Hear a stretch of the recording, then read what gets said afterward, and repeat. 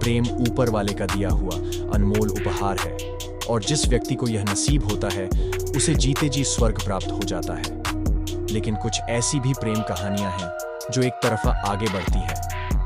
कुछ को उनकी मंजिल मिल जाती है और कुछ बदनसीबी के गलियारों में भटक जाते हैं। इसी से प्रेरित होकर भूत की प्रेम लिखी गई है। एक बहुत ही बड़ा कॉलेज था जहां कई शहरों और गांवों के बच्चे पढ़ते थे और उन्हीं बच्चों में एक आशा नाम की लड़की भी थी जो विज्ञान की छात्रा थी। आशा बहुत ही सरल स्वभाव की लड़की थी। वह लड़कों से बात करने में कतराया करती थी। एक बार आशा की क्लास का एक ट्रिप प्लान किया जाता है जिसके लिए कुछ लड़कियों को ही चुना जाना था। एक बहुत ही पुरानी गुफा है जिसके निर्माण में नायाब कारीगरी से की गई थी और उसके विज्ञान को समझने के लिए कॉलेज की विज्ञान संस्करण से जुड़ी हुई छात्राओं को ट्रिप के लिए शामिल किया जाता है, जिसमें कुल 16 लड़कियों को जगह दी जाती है और आशा भी उन्हीं में से एक थी। ट्रिप में चयन होने से आशा को प्रोत्साहन मिलता है। वह विज्ञान से जुड़े शोध करने के लिए पहले से इच्छुक थी और वह ट्रिप के लिए तैयार हो जाती है। अगले दिन सुबह 5 बजे उस रहस्यमयी गुफा के लिए इन्हें निकलना था। ट्रिप में घूमने जा रही सभी लड़कियों ने अपने लिए जरूरी चीजें व्यवस्थित कर ली थी। अगली सुबह होते ही सभी लड़कियां समय से कॉलेज पहुंच जाती हैं और जाने वाली बस में जाकर बैठ जाती हैं। कॉलेज के बाहर लड़कियों का यह पहला ट्रिप है और इसलिए सभी छात्राओं के अंदर घूमने जाने की एक अलग ही ऊर्जा है। लेकिन आशा एक अनदेखे खतरे से अनजान थी। वह नहीं जानती थी कि यह ट्रिप उसकी जिंदगी बदलने वाला था। गुफा के लिए सफर शुरू हो जाता है। गुफा का रास्ता पहाड़ के किनारे से होकर जाता था, जिसके लिए लगभग 40 किलोमीटर की यात्रा की जानी थी। सफर को रोमांचक करने के लिए सभी लड़कियां बस के अंदर अंताक्षरी खेलते हुए जा रही थी। सभी के चेहरे खिले हुए थे। बस के अंदर एक महिला शिक्षक भी यही थी, जिन्हें इस ट्रिप का मेंटोर बनाया गया था और उन्हें गुफा के अंदर मार्गदर्शन देने की जिम्मेदारी दी गई थी। 1 घंटे के सफर के बाद बस गुफा के सामने पहुंच जाती है। यह गुफा पहले से ही लोगों में डर के लिए बदनाम थी, इसलिए यहाँ ज्यादा लोग नहीं आया करते थे। इसलिए यहाँ दूर दूर तक कोई व्यक्ति दिखाई नहीं दे रहा था। बस का ड्राइवर सभी को उतारकर बस गुफा के बाहर खड़ी कर देता है और वह उसी बस में आराम करने लगता है। महिला शिक्षक सभी लड़कियों को लेकर गुफा के अंदर प्रवेश कर जाती है। जैसे जैसे लड़कियां अंदर जा रही थीं, सभी की घबराहट बढ़ती जा रही थी। गुफा के अंदर कई पक्षियों ने अपना ठिकाना बनाया हुआ था और इनके जाने से पक्षी मंडराने लगते हैं। गुफा एक विशाल पहाड़ के बीचों बीच बनाई गई थी, जो अपने आप में ही एक रहस्यमयी कारीगरी का नमूना थी। गुफा के अंदर एक छोटा सा दरवाजा था। आशा घूमते हुए उसी दरवाजे के अंदर अकेले ही घुस जाती है। आशा के अंदर जाते ही दरवाजा अपने आप बंद हो जाता है। सभी लड़कियां अपने प्रोजेक्ट में लगी होती हैं और कुछ घंटे गुजरने के बाद दोपहर होते ही महिला शिक्षक सभी को लंच करने के लिए बुलाती है। लेकिन आशा कहीं दिखाई नहीं दे रही थी, इसलिए महिला शिक्षक लड़कियों से कहती है, जाओ देखो वह कहाँ है। कुछ लड़कियां आशा को ढूंढते हुए उसका नाम लेकर आवाज लगाने लगती हैं। सभी जगह ढूंढने पर जब उन्हें आशा दिखाई नहीं देती तो वह घबरा जाती हैं। लड़कियां भागते हुए महिला शिक्षक के पास जाकर बताती हैं कि आशा का कहीं कुछ पता नहीं चल रहा। हम लोगों ने सभी जगह देख लिया।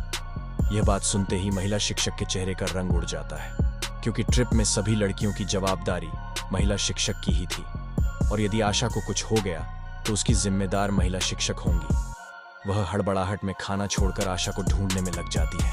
आशा को ढूंढते ढूंढते शाम हो जाती है, लेकिन वह किसी को दिखाई नहीं देती। महिला शिक्षक आशा के गुमने की खबर कॉलेज मैनेजमेंट को भेज देती है। कॉलेज की लड़की लापता होने से कॉलेज मैनेजमेंट हिल जाता है और आनन फनन में पुलिस को सूचित किया जाता है। पुलिस की गाड़ी गुफा पहुंच जाती है और पुलिस टीम महिला शिक्षक के साथ गुफा के अंदर पहुंचकर आशा को खोजने लगती है। तभी पुलिस ऑफिसर की नजर एक गुप्त दरवाजे पर पड़ती है। वह महिला शिक्षक से पूछते हैं, क्या आपने इस दरवाजे के अंदर जाकर देखा है? वह चौंक कर कहती है, नहीं, हमें तो यह दरवाजा दिखाई नहीं दिया। पुलिस ऑफिसर अपनी टीम से दरवाजे को खोलने के लिए कहते हैं और जब दरवाजा खोला जाता है तो अंदर आशा बेहोश पड़ी होती है। महिला शिक्षक आशा के चेहरे में पानी डालती है और उसे उठाने का प्रयास करती है। कुछ मिनटों में आशा धीरे से अपनी आंखें खोलती है और अपने शिक्षक से कहती है, मैडम हम कहाँ हैं? महिला शिक्षक आशा को सारी बात बताती है और उसे अपने साथ ले जाकर बस में बैठा लेती है। आशा के गुम हो जाने से लड़कियों का कॉलेज ट्रिप फीका पड़ चुका था। क्लास की सभी लड़कियां सोच रही थी कि आखिर आशा उस कमरे में बेहोश क्यों हुई। आशा से कई बार पूछने पर भी उसे कुछ याद नहीं था और अगले ही दिन गुफा से जुड़ी जानकारियों के आधार पर कॉलेज में वैकल्पिक परीक्षा होनी थी और यह परीक्षा उत्तीर्ण करना अनिवार्य था। लेकिन आशा तो गुफा के अंदर बेहोश हो चुकी थी। उसने गुफा के बारे में कोई भी जानकारी इकट्ठी नहीं की थी। परीक्षा की खबर से आशा चिंतित हो जाती है।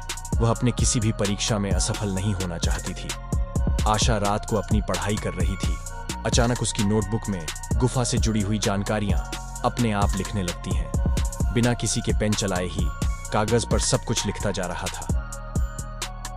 आशा यह देखकर घबरा जाती है और जब सारी जानकारी पूरी हो जाती है तो आखिरी में एक दिल के निशान के अंदर आशा के लिए प्यार के इजहार भरा संदेश दिखाई देने लगता है। आशा यह सब देखकर अपने कमरे के बाहर भागती है और अपनी सहेलियों को बुलाकर वह कागज दिखाती है। लेकिन उस कागज में आशा के अलावा किसी और को कुछ दिखाई नहीं देता। उसकी सहेलियां उसकी बात पर विश्वास नहीं करती। आशा को भूतिया एहसास होने लगा था। आशा के कमरे में भूत की दस्तक हो चुकी थी।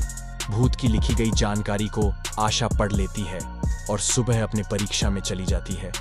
लेकिन जैसे ही आशा को प्रश्न पत्र मिलता है उसे विश्वास नहीं होता कि वह सारे सवाल वही होते हैं जो रात को उसकी कॉपी में अपने आप को लिख गए थे। आशा परीक्षा में आए हुए सभी सवालों के जवाब बड़ी आसानी से हल कर देती है और परीक्षा समाप्त होते ही अपने कमरे आ जाती है। आशा का दिमाग रात के उस संदेश पर ही टिका होता है जो किसी प्रेमी का प्रेम पत्र लग रहा था। आशा अपने कमरे में अकेले बैठी कुछ सोच रही होती है। उसी समय कमरे की दीवारों पर बड़े बड़े अक्षरों में आई लव यू आशा लिख जाता है। आशा तुरंत बगल वाले कमरे से छात्राओं को बुलाती है और उन्हें दीवार में लिखा संदेश देखने को कहती है। लेकिन इस बार भी वह संदेश केवल आशा को ही दिखाई दे रहा था। आशा अपने कमरे में परेशान बैठी रहती है। पीछे से कोई उसके बालों में हाथ फेरता है। आशा तुरंत अपने कमरे में खड़ी हो जाती है। उसे कमरे में किसी के मौजूदगी का एहसास होने लगा था। लेकिन आशा इस बात से अनजान थी कि भूत की प्रेम कहानी शुरू हो चुकी थी। भूत आशा को अलग अलग तरीके से प्रपोज करने की कोशिश कर रहा था। लेकिन आशा भूत के प्यार भरे पैगाम को समझ नहीं पा रही थी। आशा के साथ छोटी मोटी घटनाएं बढ़ने लगी, लेकिन किसी भी घटना से आशा को कोई नुकसान नहीं पहुंच रहा था। इसलिए वह इस बात से निश्चिंत थी कि उसे कोई हानि पहुंच सकती है। आशा के माता पिता उसकी शादी करने के लिए लड़का देख रहे थे और उसी के चलते एक बहुत ही अच्छे घर का रिश्ता आशा के लिए आता है। आशा भी रिश्ते से खुश होती है। आशा के माता पिता उसे एक दिन के लिए गांव आने को कहते हैं। आशा शहर के हॉस्टल में रहती थी और उसका गांव 15 किलोमीटर दूर था। सुबह होते ही आशा अपने गांव पहुंच जाती है। दोपहर के वक्त वर पक्ष के लोग आने वाले थे, जिनके स्वागत के लिए व्यंजनों की साज सजावट की जाती है। और कुछ ही पलों के इंतजार के बाद लड़के वालों की गाड़ी आशा के घर के दरवाजे के सामने आकर खड़ी हो जाती है। लड़का बहुत ही सुंदर दिखाई दे रहा था। आशा उसे देखते ही मोहित हो जाती है और मन में ही उसे अपना पति स्वीकार कर लेती है। आशा शादी के लिए अपना मन बना चुकी थी।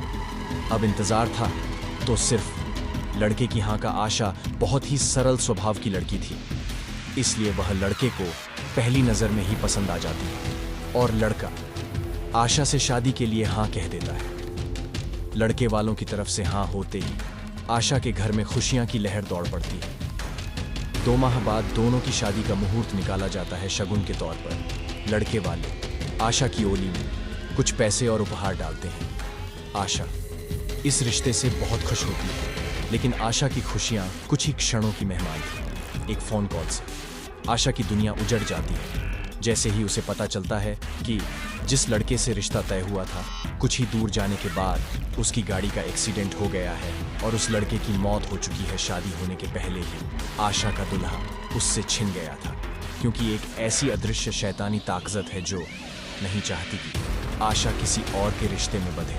आशा के ऊपर भूत की दहशत के बादल मंडराने लगते हैं। आशा को हल्की सी सनसनाहट के साथ कुछ अजीब आवाजें सुनाई दे रही थी, जिसमें उसे दोबारा उसी गुफा में आने को कहा जाता है जहां से आशा के पीछे वह भूत पड़ा था।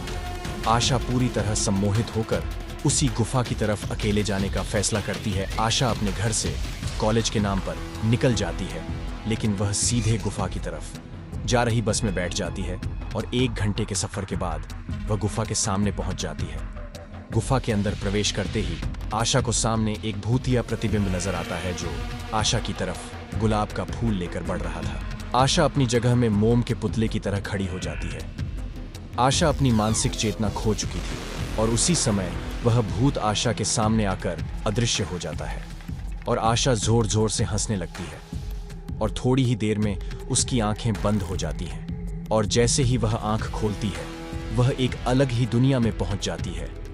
आशा एक भूत की बाहों में बाहें डालकर खूबसूरत मौसम का लुत्फ उठा रही थी। आशा को ऐसा लग रहा था कि जैसे उसे स्वर्ग मिल गया हो।